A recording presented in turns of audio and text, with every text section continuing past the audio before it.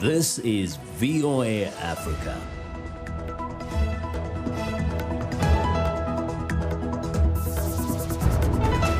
Hello, I'm Esther Githui-Ewart. It's Friday, November 27th. This is Africa 54. Due to the global outbreak of COVID-19, Voice of America is taking every necessary precaution to safeguard its employees. So our broadcast will look a little different today and in the near future as we, out of an abundance of caution, reduce our staffing at VOA headquarters here in Washington. We're working to help keep you informed about what's going on, and we appreciate you staying with us. On Africa 54, we begin our broadcast in West Africa, where preliminary results show President Roch Kabore has won a second term in office by a significant margin. Lucy Fielder reports. President Roch Kabore has won re-election in Burkina Faso. Preliminary results said on Thursday. And by a comfortable margin too. Some analysts had expected a closer contest from Sunday's vote, with Kabore's main rivals arguing he had failed to contain Islamists and ethnic violence that's forced 1 million people to flee their homes during his first term. But, according to results read out by Burkina Faso's Electoral Commission, Kabore has secured nearly 58% of the vote. He needed more than 50% to avoid a second round. Kabore's two closest rivals got around 12.5% and 15.5%. The opposition has raised concerns about the validity of the vote count. That's been dismissed by the Electoral Commission, and an international observer mission has given the election a mostly clean bill of health. That was Lucy Fielder of Reuters reporting. African peace envoys were due to meet Ethiopian Prime Minister Abiy Ahmed on Friday, a day after he said the military was beginning the final phase of an offensive in the northern Tigray region. Rights groups fear the attack could bring huge civilian casualties. South African President Cyril Ramaphosa, who is also the AU chair, said earlier this week that the African Union envoys were in Addis Ababa with a view to helping mediate between the parties in the conflict in Ethiopia. Abiy, who won last year's Nobel Peace Prize for ending a 2-decade standoff with Eritrea, has said he will not talk with TPLF leaders until they are defeated or give up. Abiy accuses Tigrayan leaders of starting the war by attacking federal troops at a base in Tigray 3 weeks ago. The TPLF has described the attack as a preemptive strike. Deadly violence in Zimbabwe's gold mining sector was a problem for years until COVID-19 restrictions brought it to a sudden surprising halt. Now, with lockdown measures gradually lifting, some in the sector fear the violence will return. Columbus Mavunga reports from Mazowe, Zimbabwe. Violence associated with Zimbabwe's gold mining sector killed hundreds of people during 2019 and early 2020, according to the International Crisis Group. The violence stemmed from miners fighting over gold or gangs robbing miners at gunpoint. Anok Registering, a former fellow at the International Crisis Group who contributed to the report, says the fighting is crippling investment in the sector. This violence makes investing in Zimbabwe's gold more risky. That means attracting investors with a shorter time horizon. Those who perhaps are wanting to make some quick money, perhaps by engaging in the patronage economy. Whereas what Zimbabwe really wants is to have as big of a spread of investors, including those who provide patient capital, who want to develop mines, etc. Gold is Zimbabwe's largest foreign exchange earner. The country hopes gold mining will help its ailing economy recover after the COVID-19 pandemic lockdown. Felix Mchema is one of the miners in this gold-rich area of Mazowe, about 40 kilometers north of Harare. He says gangs with machetes sometimes attack artisanal miners. At the times when they come, we flee. But if it is a night raid, we are in trouble. When you feel it's too much, we gang up and fight back. They may run away or overpower us. The Zimbabwe government says it will not tolerate this unrest in the mining sector. and we do not condone violence on the mines. If anything along those lines happens, we are very well prepared to deal with it the way we dealt with it last time. But again, we don't anticipate such illegal activities. We are kindly asking those artisanal miners to obey the law and to do things legally. And violence has fallen steeply this year since COVID-19 restrictions went into place. The violence has not returned even with the gradual lifting of the lockdown since August. The International Crisis Group says if Zimbabwe wants to keep things this way and reduce rampant gold smuggling that costs the country valuable revenue, the government must give mining cooperatives legal standing and pay gold producers the prevailing global rate. That way, it says, Zimbabwe gold can add some glitter to the country's dim economy. Columbus Mavunga for VOA News, Mazowe, Zimbabwe. The COVID-19 pandemic has presented serious challenges to cross-border trade in a number of African countries. In East Africa, border checks prompted by the coronavirus pandemic have increased the wait at Kenya's border with Uganda for a few hours to a few days, according to drivers who find themselves trapped on the road. David Doyle reports. A sign says it's the gateway to East and Central Africa, but at Busia, on Kenya's border with Uganda, a queue of lorries snakes back as far as the eye can see. The road here has become a lorry park where drivers wait for days to cross, a sign of how increased health checks, including testing, are putting the brakes on trade. And that's even as a Pan-African free trade zone is due to be launched on January the 1st. That date was put back by 6 months amid lockdown restrictions. But at Busia, and with 2021 approaching, Kenyan driver Joseph Kamani says a crossing that used to involve a 5-hour wait can now take 5 days. Today is the third day here. We have been here on this queue now. And the queue moves at night a bit, but during the day it stops completely. It stalls. The vehicles are like this. And where we are here, as you can see, there is no sanitary equipment. He and other drivers say the queue can stretch back more than 35 miles. To cross the border, they need to show a negative test taken in the previous 14 days. Failing that, they must submit to testing at the border and wait 2 days for the result. That's created big delays on a transport corridor that extends from Kenya's port Mombasa into landlocked nations such as Rwanda, South Sudan and the Democratic Republic of Congo. Those four, along with 50 other countries, have signed up for the African Continental Free Trade Area, which aims to bring 1.3 billion people together in a $3.4 trillion economic bloc. Its Secretary-General said last week that innovative arrangements will be required, as not all the customs infrastructure will be ready in time. Kenya's government says delays at Busia will be reduced once an approach road is turned into a dual carriageway, a project due for completion in 2022. But until then, life on the road for the drivers in Busia has become exactly that. That was David Doyle of Reuters reporting. There is rising optimism in India about getting access to a COVID-19 vaccine after Britain-based pharmaceutical company AstraZeneca announced clinical trials of its vaccine candidate have shown it prevented infections, and an Indian vaccine manufacturing company is already making the vaccine, even though final approvals have still to come. Experts say this could give India a head start in rolling out vaccines. And Jana Pasricha reports from New Delhi. This Indian company is the world's largest vaccine producer by volume.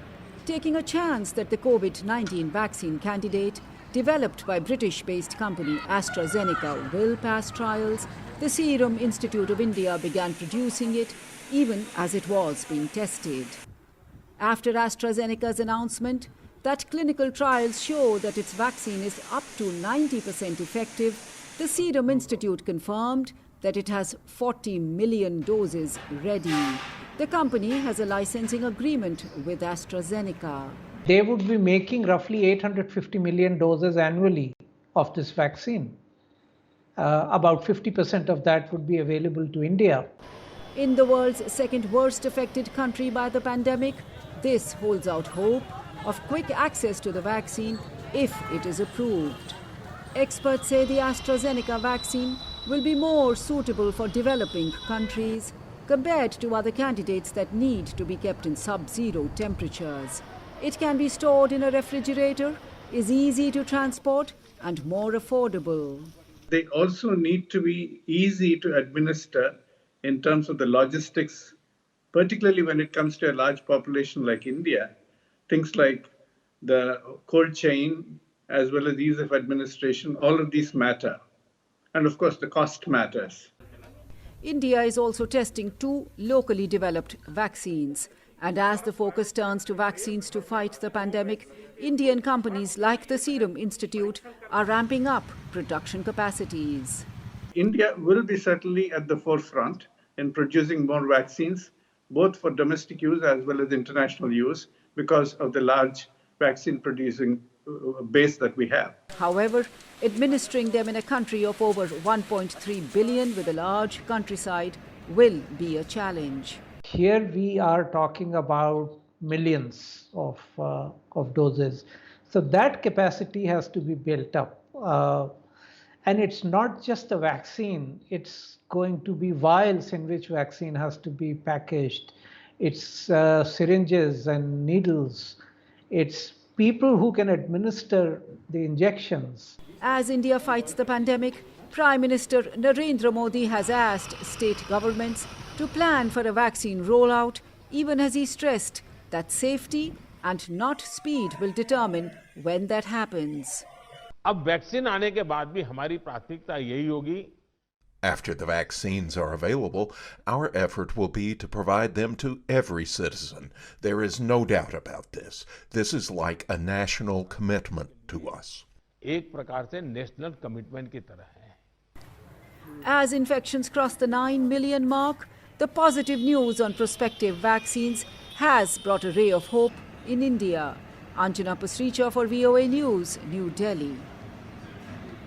When a Senegalese woman lost her arm to cancer, she viewed her new reality not as a disability, but a problem that needed fixing. Alison Lecogo Fernandez reports from the capital in this report narrated by Carol Gansberg. In a suburb of Dakar, Aïssatou Balde has an appointment with her team. A lawyer by training, the 30-something Senegalese woman has become an entrepreneur. Her focus for almost a year has been on a project particularly close to her heart. Balde's left arm was amputated below the elbow 3 years ago to treat cancer.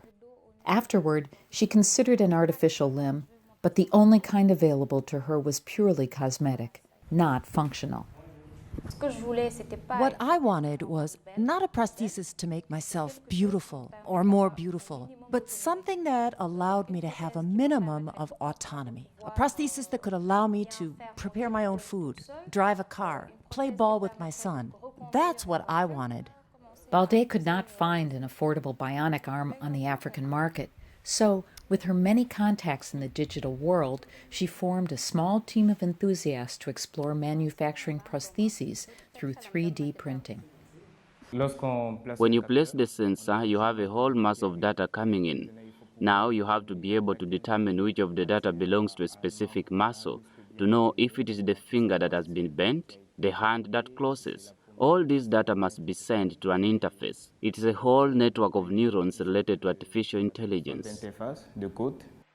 The team has made a prototype which still needs further development. It was made through 3D printing. 3D printing gives us this possibility to create things cheaply and quickly. The Washington-based Amputee Coalition says a prosthetic hand alone can cost thousands of dollars in the United States. With 3D printing, a simple one can be made for as little as $50. When we say that the person has the right to education, health, I tell myself that this is the minimum that we can offer, the ability to live independently without needing too much assistance. The team aims to set up a first model within a month, then improve it over time. Balde hopes to find investors so that working 3D limbs materialize as quickly as possible to benefit those in need. For Alison Lecogo Fernandez in Dakar, Carol Gunsberg, VOA News. We're excited to hear what you think about Africa 54 in the stories we cover. Join the discussion on Facebook. The address is Africa 54. We're also streaming our broadcast live on Facebook. Please watch and share our show with your friends. Also check out our headlines 24/7 on voaafrica.com. Coming up, a conversation with one of Sierra Leone's rap hip-hop artists about her latest releases. We'll be right back.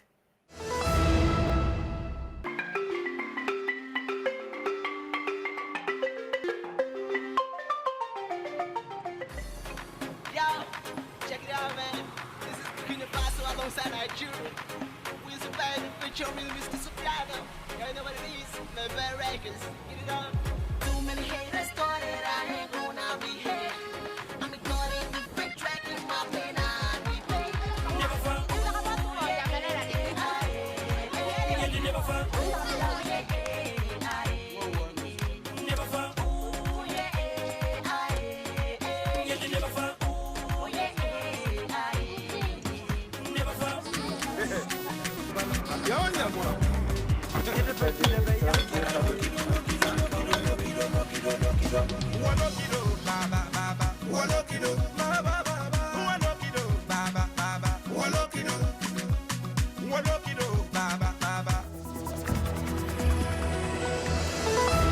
Welcome back to Africa 54.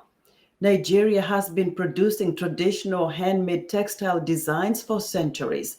However, preservers of the ancient art say modern manufacturing and cheap Chinese imports now threaten their extinction. Ifyoke Tang reports from Kano, Nigeria. Kano's co-formatter dye pit is one of the last surviving hand-coloring textile makers in Nigeria. For the last 70 years, Mahmoud Abubakar has been using only natural dyes to produce traditional fabric. He worries about the future of the trade, though.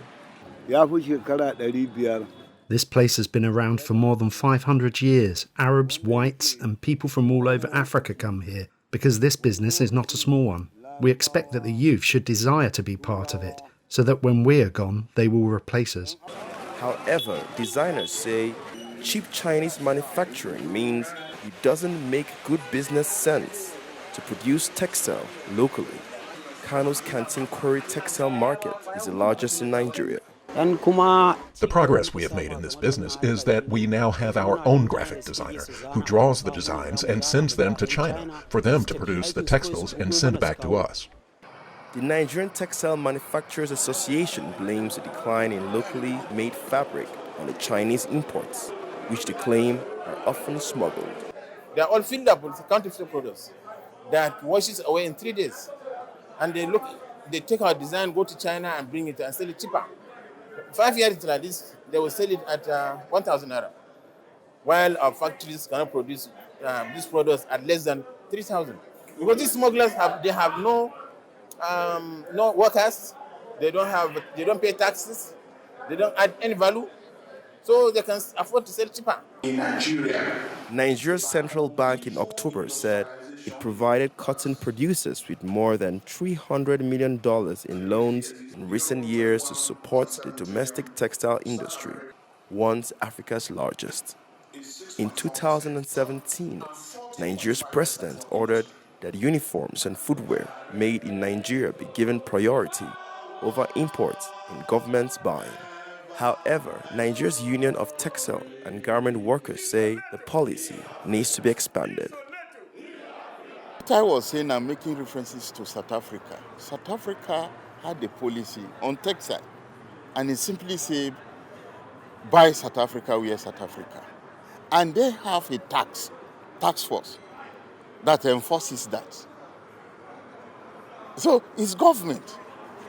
Government must be seen to provide the enabling ground for business.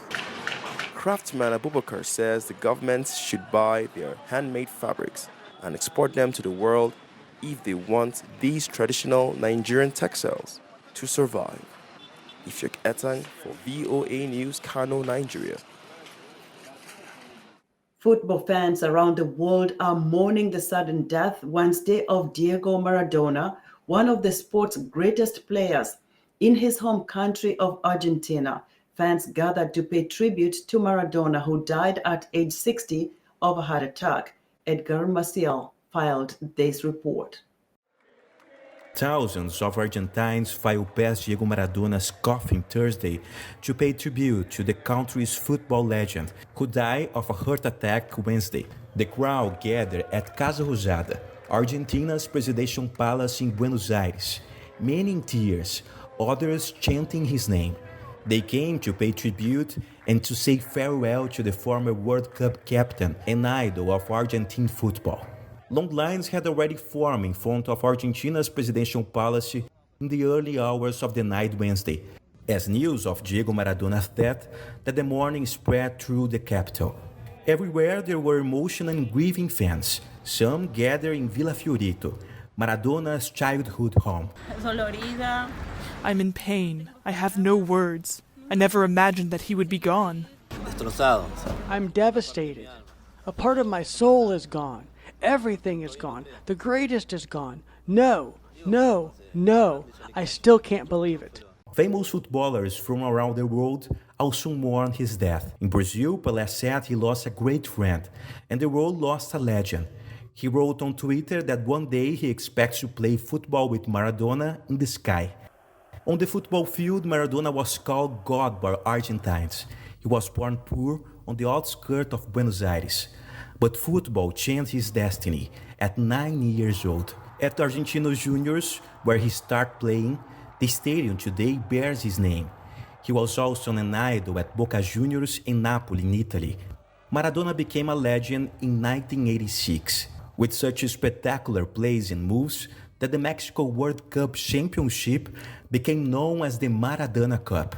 His career included 680 official matches, 350 goals, and one title of the world's best player in 1995.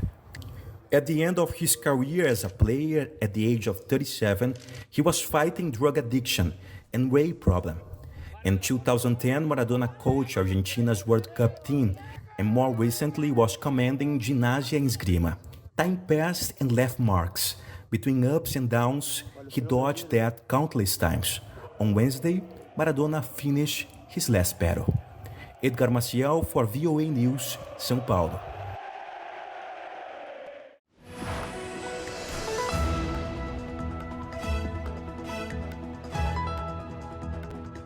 In our Friday entertainment, one of Sierra Leone's top independent rap hip-hop artists, Louise Sia Diana Squire, better known as Louise, released her latest single and music video October 16th. Its positive message and authentic style brings a fresh perspective to Leonean music. In a virtual interview earlier this week, Heather Maxwell, host of Music Time in Africa, caught up with her in Freetown to find out more. Hi, Louise. How you doing? I'm okay, Heather. How about you? I'm doing fine. It looks nice and sunny there in Freetown. It is nice and sunny out here. So tell me about your new music video, God Bless. We know they less select like King Kong. We they conquer them, this not to what's a gun. Invade your place, we know they ding dong. We know they less select like King Kong. I gotta say, I love it for the fashion. I love it for the beat. So what's the message and motivation behind the song? The whole message is about perseverance in general, talking about people that have blessings coming their way, but then notwithstanding the blessings that you have coming your way, you have to actually put in the work, put in the energy. So you know the line that says, "Uda God don't bless, Uda go put on." Yeah. That's saying, yeah. God can give you this, but you actually have to go out and work for it. So basically, the whole story is talking about perseverance. It's talking about grace. It's talking about hard work. You're coming from a lived experience by bringing across this message, right? Yes, I actually have a BSc in agriculture and food sciences. I graduated in February, and the problem is that I dropped out for about 2 years.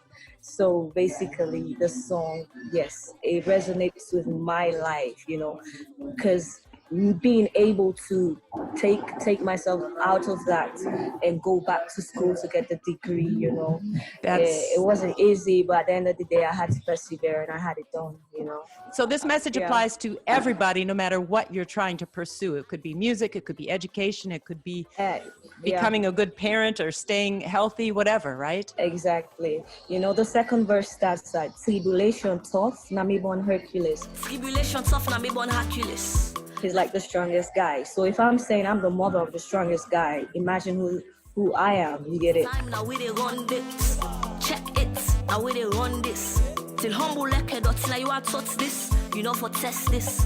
Ask your favorite rapper who the best is. So what about the fashion? Tell me about this. So basically I was trying to go for something authentic, something African, you know, showcase our background, showcase what we are about. So all of the prints are typically Sierra Leonean. It was a fusion. It's Sierra Leonean and something European. Because if you notice, I was wearing a blazer. Yeah, a typical Sierra Leonean woman would not wear a blazer, but then it's an Ankara blazer. So yeah, it's a fusion between the European lifestyle and ours here. Well, one thing though that I think is authentically Sierra Leonean is the beat.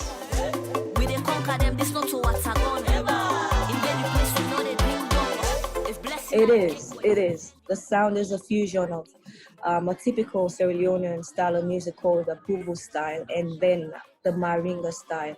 We had these people back in the days that used to do Maringa music. That's like a fusion with the Creole and English, Maringa and the Bubu style. The Bubu is basically the flutes that you would hear, the snares and the kicks that you would hear. It's actually interesting. I need to give credit to the producer that did the song because he actually was able to interpret what I wanted. Kudos to Splendid for that one. Kudos to him. Yeah. He really did capture that because that was did. That's one of the things I really love about the video is the beat, and it has a real strong, authentic flavor. Yeah. And you just do it beautifully. Thank you very much. We try our best out here. So what is next for you? Now you have your bachelor's degree, but I hope you're not going to abandon music. Oh, no. I cannot, even if I try to.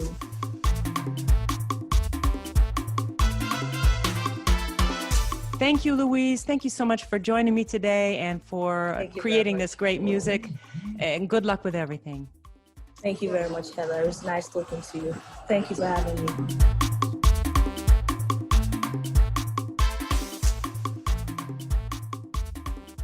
And that's our show for today. Be sure to watch Africa 54 on our website at voaafrica.com. From all of us here in Washington, have a great weekend.